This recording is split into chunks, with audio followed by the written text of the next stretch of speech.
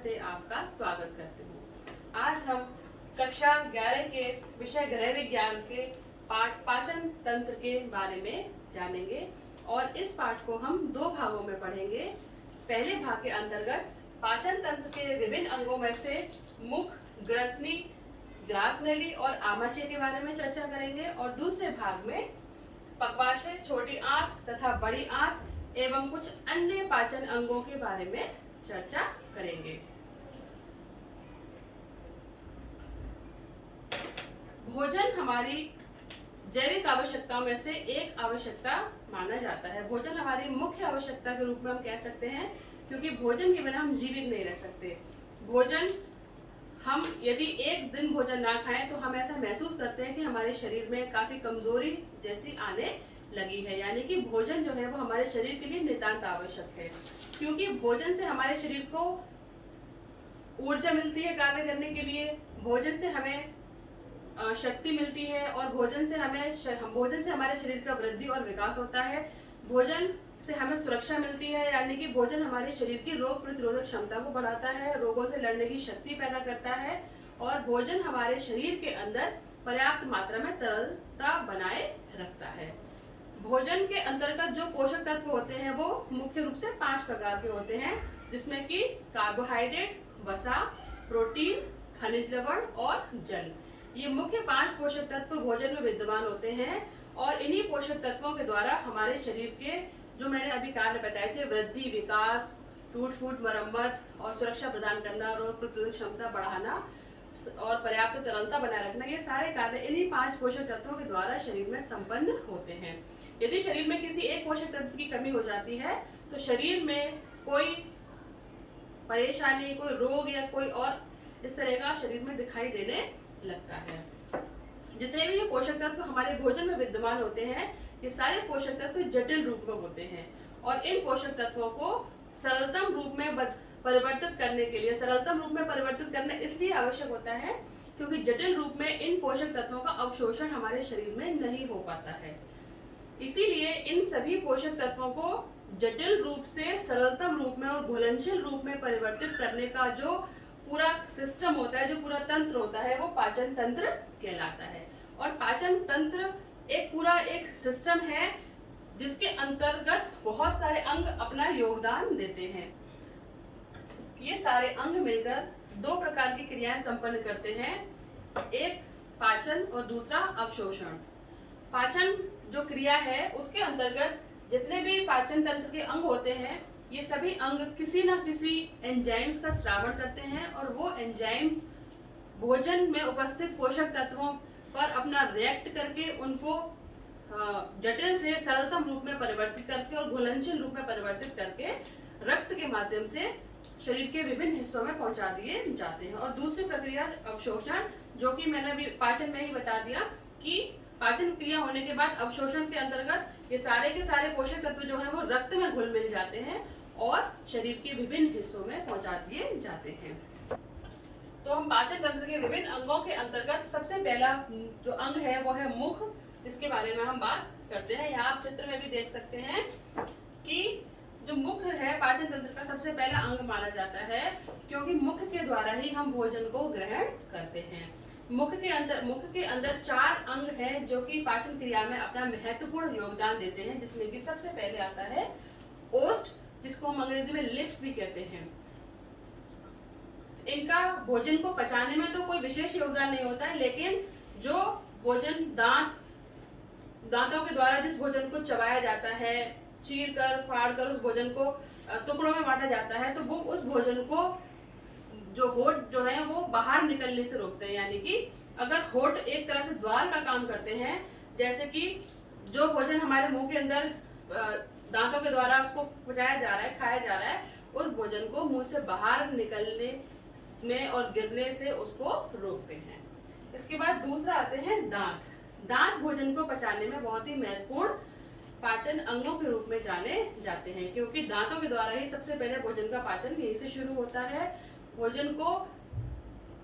जो भोजन हम खाते हैं वो बिल्कुल साबुत मतलब जटिल रूप में होता है। दांतों के द्वारा ही उस भोजन पर रिएक्ट करके उस भोजन को छोटे छोटे टुकड़ों में काट कर, उसको चीर कर और उसको लार ग्रंथियों के द्वारा स्रावित लार जो है उसके द्वारा दांतों से ही उसको सॉफ्ट फॉर्म में बनाया जाता है।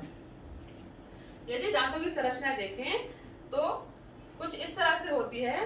जब बच्चा जन्म लेता है, बचपन में उसके दांत दूध के दांत कहलाते हैं, जो कि अस्थायी होते हैं, वो टूट जाते हैं। अस्थायी इसलिए कहलाते हैं क्योंकि वो लंबे समय तक नहीं रहते, वो टूट जाते हैं। लेकिन जैसे जैसे वो बड़ा होता है और वो 20 वर्ष तक आते आते एक वयस्क में, स्वस्थ मनुष्य में दांतों की संख्या 28 होती है और 4 जो है विजडम टीथ जिनको हम कहते हैं, अगले दाढ़ें, वो बाद में आती है। लेकिन उनके आने का समय फिक्स नहीं होता, स्थिर नहीं होता है, वो कभी भी आती है, कई बार नहीं भी आती है। तो ज्यादातर लोगों के अगले दाढ़ आ जाती है। तो कुल मिलाकर दांतों की संख्या एक वयस्क व्यक्ति में 32 होती है।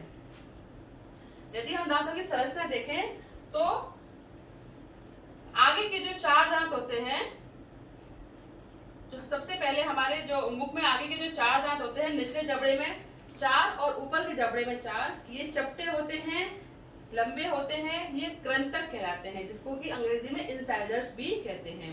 निचले जबड़े में 4 और ऊपर के जबड़े में 4, तो ये 8 दांत होते हैं, जिनका मुख्य कार्य होता है काटना और कुतरना।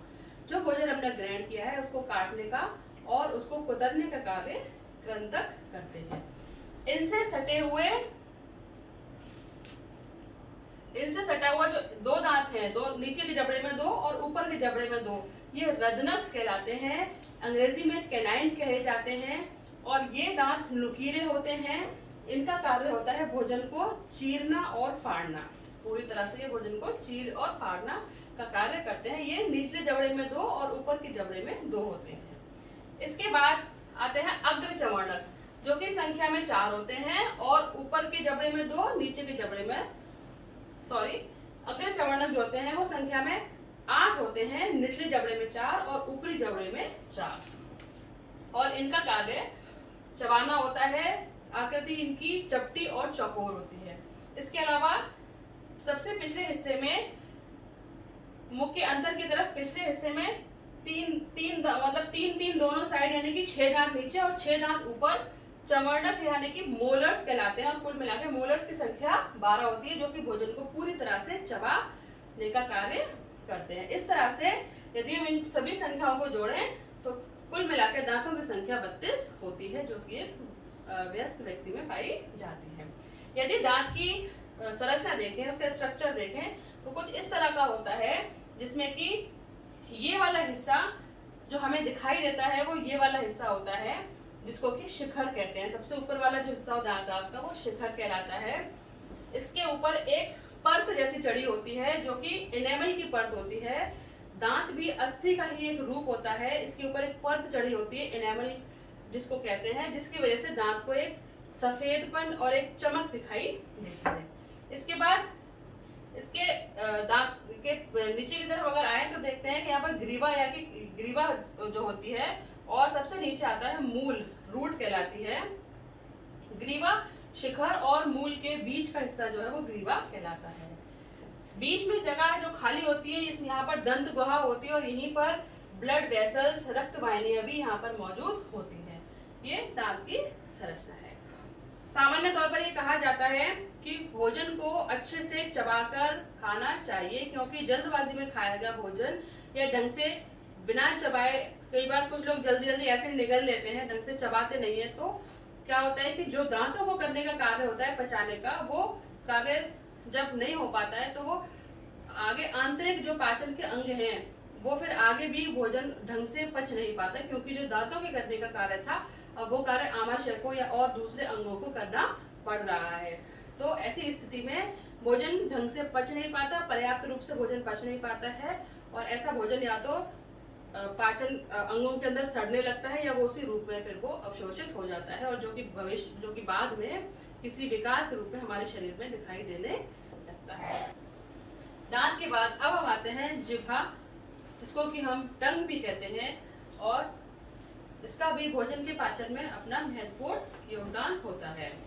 जिह्वा जो है वो मांस का बना हुआ एक लंबा अंग होता है, जो कि दांतों के बीच में ये पाई जाती है, और मुख के पीछे की तरफ ये ग्रसनी से जुड़ी होती है और आगे की तरफ भी स्वतंत्र होती है, जिससे कि आसानी से इसको ऊपर नीचे दाएं बाएं हिलाया जा सकता है। अगर हम इसका चित्र देखें तो कुछ इस तरह से ये दिखती है, जिसमें कि जैसा कि मैंने आपको अभी बताया कि ये मांस का बना हुआ एक अंग होता है, जो कि जिसके किनारे पर श्लेष्मिक ग्रंथियां होती हैं, जिसकी वजह से जीभ, ये जो श्लेष्मिक ग्रंथियां होती हैं ये जीभ को इन ग्रंथियों में से एक चिकना और पारदर्शी जैसा स्राव होता है, स्राव स्रावित करती है, जिसकी वजह से मुख में गीलापन और आसानी से एक चिकनापन बना रहता है, जिसकी वजह से भोजन को आसानी से उलटने पलटने और निगलने में आसानी रहती है। इसके अलावा जीभ जो है, कुछ भी भोजन हम खाते हैं, कोई भी भोजन जो हम ग्रहण करते हैं, वो भोजन मीठा है, खट्टा है, नमकीन है, कड़वा है, यानी कि स्वाद जो हमें मालूम पड़ता है, उसके लिए मुख्य रूप से जीभ जो है वही उत्तरदायी होती है। जीभ के द्वारा, जीभ में जो बीच में ये छोटे छोटे स्वाद अंकुर होते हैं, सूक्ष्म बिंदु जैसे स्वाद अंकुर दिखाई दे रहे हैं, ये इनके द्वारा हमें भोजन का स्वाद पता चलता है। जीभ का मुख्य कार्य जो मुंह में भोजन उपस्थित है, जो कि दांतों के द्वारा चबाया गया भोजन है, उस भोजन में लार के द्वारा उस भोजन को अच्छे से मुलायम बनाना, सॉफ्ट बनाना और एक लुगदी के रूप में उस भोजन को तैयार करने का कार्य जीभ का होता है। यदि जीभ अपना कार्य ढंग से ना करे तो वो जो भोजन है वो विघटित हो जाएगा। वो उस भोजन को मतलब जीभ जो होती है उस भोजन में लार को अच्छे से मिक्स करती है, मिलाती है और उसके बाद उस भोजन को एक संयुक्त रूप में, एक लुगदी के रूप में बनाकर और फिर ग्रास नली में वो आगे की तरफ भेज देती है। जीभ को आसानी से मूव किया जा सकता है और भोजन को अच्छे से हिलाने डुलाने मिलाने का, मिक्स करने का जो कार्य है वो जीभ करती है। इसके बाद आती है लार ग्रंथियां।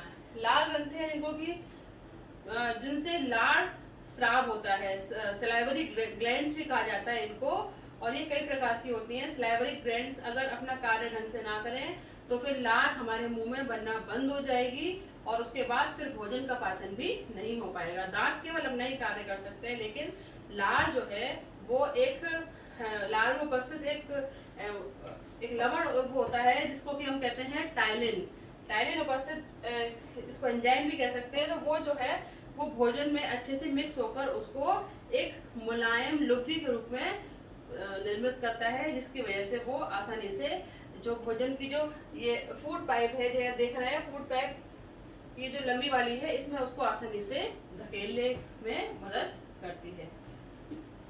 लार ग्रंथियां मुख्य 6 होती हैं, जो कि 3-3 जोड़ों में पाई जाती हैं। सबसे पहले है कर्णपूर्व लार ग्रंथियां। कर्णपूर्व, जैसा कि पता चल रहा है कि कर्ण का मतलब कान, यानी कि ये कान के पास स्थित होती है। इस जगह पर कान के पास निकट ये लार ग्रंथियां होती हैं, जो कि लार का श्रावण करती हैं। दूसरा है जिह्वाधर लार ग्रंथियां, ये जीभ के पास, जीभ के निचले हिस्से में उपस्थित होती हैं। और तीसरी है अधोहनुत्वीय लार ग्रंथियां, ये जबड़े के आसपास स्थित होती हैं। ये सभी ग्रंथियां जो हैं ये लार का श्रावण करती हैं और ये एक प्राकृतिक कार्य है पाचन का, कि जैसे भोजन हमारे सामने होता है तो अपने आप हमारे मुंह में ये सारी जो उपस्थित लार ग्रंथियां हैं ये अपना श्रावण भोजन के आने से पहले ही शुरू कर देती है। कई बार ऐसा होता है कि कोई अच्छा खाना या अच्छे खाने की सुगंध मात्र आ जाने से हमारे मुंह में पानी आ जाता है। तो जो मुंह में पानी आता है वो वास्तविक रूप में लार होती है, जो कि भोजन को मुलायम बनाकर, उसको सॉफ्ट बनाकर लुगदी के रूप में आगे भेजने का कार्य करती है। अगर लार ना बने या कम बनती है, उस अवस्था में भोजन जो है वो ढंग से पाचन नहीं हो पाता और वो विघटित ही हुआ आगे चला जाता है। कई बार भोजन जो है वो ग्रास नली में फंस भी जाता है। अगर लार अपने ढंग से काम नहीं करे तो भोजन जो है वो अटकने का संभावना रहती है। इसके बाद पहला, अब ये मुख के अंतर्गत हमने देखा होठ, दांत, जिह्वा और लार ग्रंथि। ये चारों जो है वो मुख के अंदर अंग हैं, जो कि पाचन में अपना महत्वपूर्ण योगदान देते हैं। तो मुख्य रूप से 2 तरह का कार्य मुंह के अंदर होता है पाचन संबंधी। सबसे पहला दांतों के द्वारा किए जाने वाला कार्य, जो कि भोजन को काटने का, फाड़ने का, चीरने का और चबाने का कार्य करते हैं। और दूसरा कार्य जो होता है वो होता है लार ग्रंथियां। लार ग्रंथियों के द्वारा जो लार निकलती है, उस लार से उस दांतों के द्वारा चबाए गए भोजन में अच्छे से मिक्स होकर फिर उसको एक सॉलिड से उसको लिक्विड फॉर्म में या मुलायम रूप में उसको परिवर्तित करके और लार अच्छे से मिक्स करके और फिर उसको आगे ग्रास नली में भेज दिया जाता है।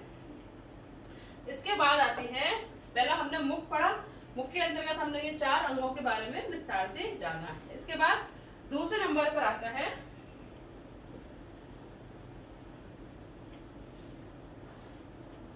ग्रास नली। ग्रास नली यहाँ देख सकते हैं इस चार्ट में कि जीभ और ये लार ग्रंथियां यहाँ दिखाई दे रही हैं और इसके पीछे वाले हिस्से में ही जो नली होती है वो 2 तरह की नली आपस में जुड़ी होती हैं, एक श्वास नली और दूसरी ग्रास नली। श्वास नली जो है वो सांस लेने, जो हम सांस लेते हैं वो आसानी से उस श्वास नली में चली जाती है और ग्रास नली जो भोजन हम ग्रहण करते हैं वो उस ग्रास नली के अंदर चला जाता है।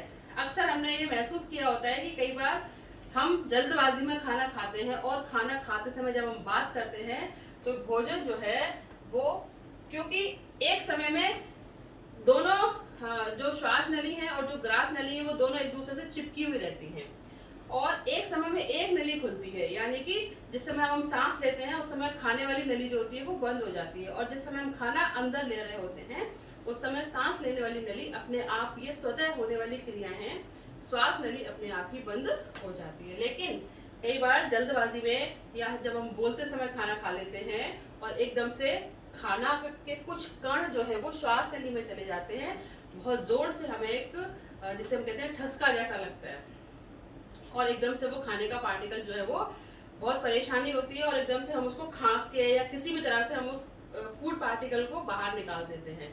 यानी कि हमेशा खाना खाते समय बहुत ही धीरे और बहुत ही एकदम शांत वातावरण में पूरा कंसंट्रेशन के साथ खाना चाहिए, क्योंकि जो दोनों नलियां हैं वो आसानी से अपना कार्य कर सके। तो ये जो ग्रास नली है, ये जहाँ यहाँ जो देख रहे हैं आप, ये ग्रास नली की इसकी जो शुरुआत होती है वो मुंह के पिछले हिस्से से होती है और इसका जो आखिरी छोर होता है वो आमाशय में जाकर खुलता है। आमाशय जिसको कि हम स्टमक भी कहते हैं। तो ये नली की लंबाई जो है वो 28 सेंटीमीटर से 38 सेंटीमीटर तक होती है। 28 सेंटीमीटर से 35 सेंटीमीटर तक ये लंबी होती है और ये आगे जाके आमाशय में खुलती है। इस ग्रास नली में छल्ले होते हैं, छल्लेदार होती है जैसा कि यहाँ दिखाई दे रहा है। और इन्हीं ग्रास नली में जब भोजन मुख के विभिन्न अंग अपना कार्य कर लेते हैं और भोजन को आगे भेज देते हैं ग्रास नली में, तो ग्रास नली में संकुचन की प्रक्रिया होती है। जैसे भोजन अंदर आता है तो ये जो पूरी फूड पाइप है इसमें एक चिकनापन रहता है और साथ ही इसमें छल्लेनुमा आकृतियां होती हैं, जिसकी वजह से जो भोजन है वो आसानी से आगे बढ़ता हुआ चला जाता है और सीधा आमाशय में आ जाता है। कभी ऐसा नहीं होता कि भोजन हमने मुंह से खाया, अंदर लिया और यहाँ आके अटक गया। ऐसा कब होता है जब हमने भोजन को ढंग से या तो चबाया नहीं होता या भोजन ढंग से लार नहीं मिक्स नहीं हुआ होता या लार किसी कारण से हमारे मुख में लार का श्रावण नहीं हो रहा, तो फिर वो सूखा भोजन जो है जिसमें कि लार नहीं है और इकट्ठा वो भोजन कई बार यहाँ अटक जाता है और एकदम से फिर असुविधा होती है और हम पानी पीते हैं और भोजन को हम अंदर ले लेते हैं। ये भोजन जो है वो सीधा आपके आमाशय में चला जाता है। ग्रास नली के बाद अब हम आते हैं पाचन तंत्र के महत्वपूर्ण अंग पे, जिसका नाम है आमाशय। अभी हमने देखा कि जो ग्रास नली है वो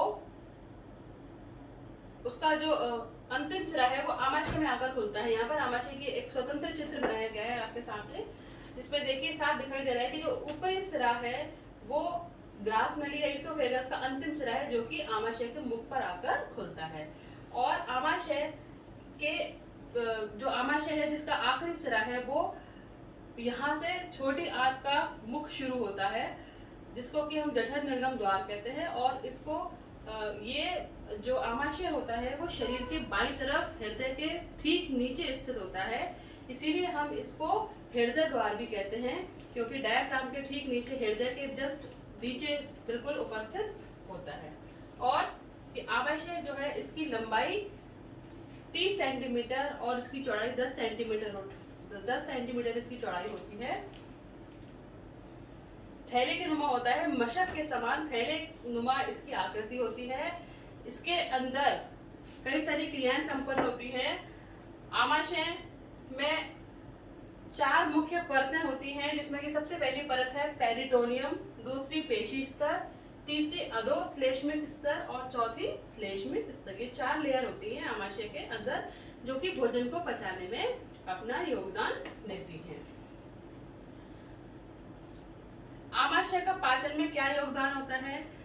भोजन मुंह के बाद सीधा ग्रास नली के द्वारा होता हुआ आमाशय में आ जाता है, और आमाशय में ही पाचन की क्रिया एंजाइम्स के द्वारा, जो सही मायने में जो पाचन की क्रिया है वो आमाशय में ही आरंभ होनी शुरू होती है, जो रासायनिक क्रिया है। तो आमाशय का 2 तरीके से योगदान है, एक यांत्रिक और दूसरा रासायनिक। यांत्रिक क्रियाओं के अंतर्गत वो क्रियाएं आती हैं जो कि आमाशय की चारों परतों में होने वाली परिवर्तनों से हैं।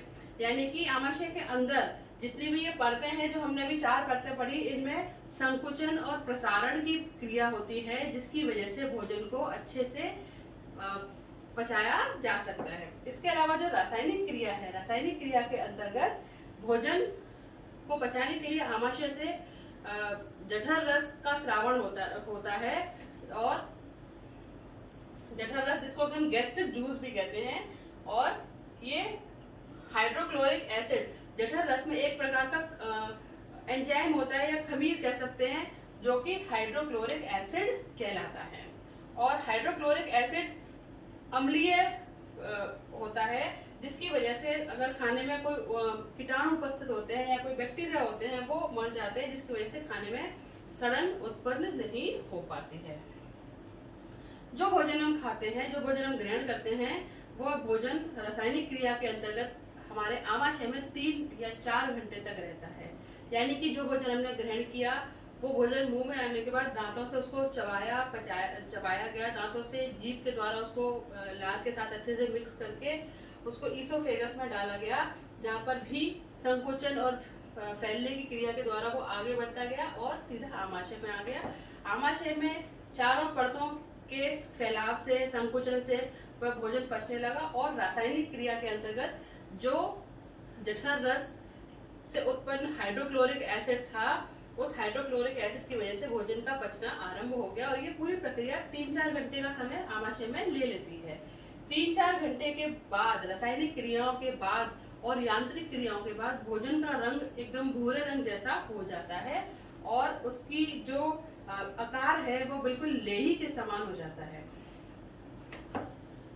हाइड्रोक्लोरिक एसिड के अलावा आमाशय में 2 और एंजाइम्स जो हैं उनका स्रावण होता है। तो और एंजाइम्स का स्रावण होता है, जिसमें कि एक है रेनिन और दूसरा पेप्सिन। यानी कि मुख्य 3 एंजाइम होते हैं जो कि आमाशय में स्राव करते हैं। सबसे पहला जठर रस, गैस्ट्रिक जूस जिसको हम कह सकते हैं, दूसरा पेप्सिन और तीसरा रेनिन। और ये सभी अधिकांशतः प्रोटीन पर अपना रिएक्ट करते हैं, यानी कि प्रोटीन जो पोषक तत्व है उसको तोड़ने का, उसके जटिल रूप से उसको सरल रूप में परिवर्तित करने का कार्य ये करते हैं। आमाशय में पेप्सिनोजन होता है एंजाइम्स, जो कि पेप्सिनोजन स्राव होता है, और पेप्सिनोजन हाइड्रोक्लोरिक एसिड के साथ में मिलकर पेप्सिन का निर्माण करता है। इसी प्रकार से रेनिन भी हाइड्रोक्लोरिक एसिड के साथ मिलकर ही रिएक्ट करता है। पेप्सिनोजन हाइड्रोक्लोरिक एसिड के साथ मिलकर पेप्सिन का निर्माण करता है, जो कि प्रोटीन पर अपना रिएक्शन देता है। प्रोटीन जो हमारे खाने में मौजूद है, उस प्रोटीन को सरलतम रूप में पेप्टोन्स में बदलने का कार्य पेप्सिन करता है। इसके अलावा जो रेनिन है, वह भी हाइड्रोक्लोरिक एसिड के साथ मिलकर आमाशय में भोजन में उपस्थित प्रोटीन पर प्रतिक्रिया करता है, जो कि दूध से दही में परिवर्तित होने वाली, जो दूध को दही में परिवर्तित होने वाला जो करने वाला जो रसायन है, वो रेनिन है। इस प्रकार से आमाशय से मुख्य रूप से 3 रस स्रावित होते हैं और यही तीनों रस जो है वो भोजन को पचाने में सहायता करते हैं। और उसके बाद भोजन को अगली छोटी आंत में भोजन को डाल दिया जाता है, जहाँ पर कि भोजन का अवशोषण भी होता है और पाचन भी होता है। यानी कि पाचन आमाशय के अलावा छोटी आंत में भी होता है भोजन का। इसके अलावा कुछ और हमारे अप्रत्यक्ष अंग जिनको हम कह सकते हैं, जो कि भोजन से डायरेक्ट संपर्क में नहीं आते, लेकिन उन अंगों से निकलने वाला स्राव या उन अंगों से निकलने वाले एंजाइम्स भोजन पर अपना प्रतिक्रिया करते हैं और भोजन को पचाने में सहायता करते हैं। जैसे कि जिनमें से कुछ नाम है, यकृत है और पैनक्रियाज है, प्लीहा है, स्प्लीन जिसको हम कह सकते हैं। ये कुछ और अन्य अंग हैं जो कि बहुत महत्वपूर्ण होते हैं पाचन में। अप्रत्यक्ष रूप से ये अपना महत्वपूर्ण योगदान देते हैं। तो आज हमने ये जाना कि किस तरह से पाचन तंत्र के मुख्य अंगों में से जो हमने आज पढ़ा वो थे मुख, जिसके अंतर्गत हमने होठ, दांत, जिह्वा और लार ग्रंथियों के बारे में जाना। एक बारी हम इसको सारांश इसका देख लेते हैं। मुख में होठों के द्वारा ये द्वार का कार्य करते हैं जो कि भोजन को बाहर निकलने से रोकते हैं। दांत 32 होते हैं और ये अलग अलग अपना कार्य करते हैं। कई प्रकार के दांत होते हैं और ये अलग अलग अपना कार्य करते हैं। जीभ जो है वो भोजन को लार के साथ मिक्स करके लुगदी के रूप में बनाती है और लार ग्रंथियां जो है वह भी लार स्रावित करती हैं और भोजन को सरल बनाती हैं। इसके अलावा ग्रास नली जो है वो भोजन को आगे बढ़ाती है और आमाशय में जाकर भोजन जठर रस, पेप्सिन, रेनिन के द्वारा भोजन का विघटन होता है और सरलता रूप में परिवर्तित होकर वो आगे छोटी आंत में भेज दिया जाता है। आज की वीडियो में इतना ही। इसके अगले भाग में हम छोटी आंत, बड़ी आंत और यकृत, इसके अलावा पैनक्रियाज, प्लीहा, इन अन्य अंगों के बारे में भी जानेंगे। और उससे पहले हम कुछ प्रश्नों के उत्तर मैं आपके समक्ष रखना चाहती हूँ, जिनके उत्तर आप स्वयं जानने का प्रयास करेंगे और उनको समझने का भी प्रयास करेंगे। जिनमें कि पहला प्रश्न है कि दांतों के क्या कार्य हैं और दांत कितने प्रकार के होते हैं। इसके अलावा दूसरा प्रश्न, जीभ का भोजन को पचाने में क्या योगदान होता है। इन दोनों प्रश्नों के उत्तर आप जानने का और उनको समझने का प्रयास करेंगे। आज के लिए इतना ही। बाकी आगे वाले वीडियो में हम और जो हमारे अभी पाचन तंत्र के जो अंग रह गए हैं उनको हम आने वाले वीडियो में उन विषयों पर चर्चा करेंगे। धन्यवाद।